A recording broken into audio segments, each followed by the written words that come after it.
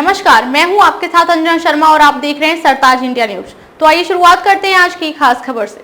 अमिताभ बच्चन ने तोड़ी लंबी चुप्पी, ऑपरेशन सिंदूर की तारीफ कर सेना को किया सलाम, बोले जय हिंद अग्निपथ। एक्टर अमिताभ बच्चन ने रविवार को एक्स पर अपनी चुप्पी तोड़ी है। करीब 20 दिनों तक केवल खाली नंबर वाली पोस्ट शेयर करने के बाद उन्होंने एक भावुक और देशभक्ति से भरी पोस्ट लिखी।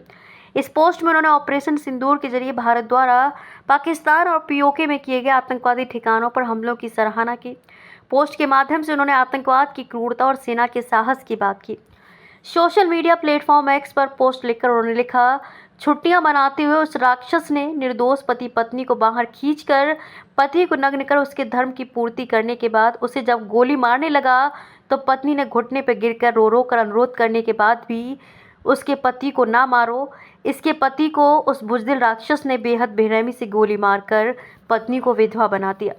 जब पत्नी ने कहा कि मुझे भी मार दो तो राक्षस ने कहा नहीं। बेटी की मनोस्थिति पर पूज्य बाबूजी की एक कविता की पंक्ति याद आई, मानो वो बेटी के पास गई और कहा, है चिता की राख कर मैं मांगती सिंदूर दुनिया। बाबूजी की पंक्ति। भारतीय सेना की तारीफ करते हुए अमिताभ बच्चन ने आगे लिखा, जय हिंद की सेना, तू ना थमेगा कभी, तू ना मुड़ेगा कभी, तू ना झुकेगा कभी, कर शपथ कर शपथ कर शपथ, अग्निपथ अग्निपथ। 22 अप्रैल के बाद से अमिताभ बच्चन रोज एक्स पर ट्वीट कर रहे थे, लेकिन इन ट्वीट्स में सिर्फ एक नंबर लिखा होता था, जैसे 5370 5371 वगैरह।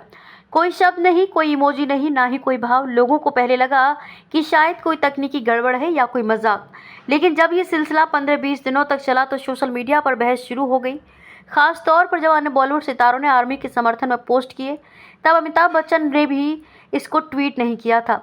एक यूजर ने लिखा था, सर शायद बीएससी का रेट बता रहे हैं। तो किसी ने कहा, इतिहास आपको माफ़ नहीं करेगा अगर आपने अब भी कुछ नहीं कहा। कई लोग ये भी पूछने लगे कि आखिर ये ट्वीट्स का मतलब क्या है।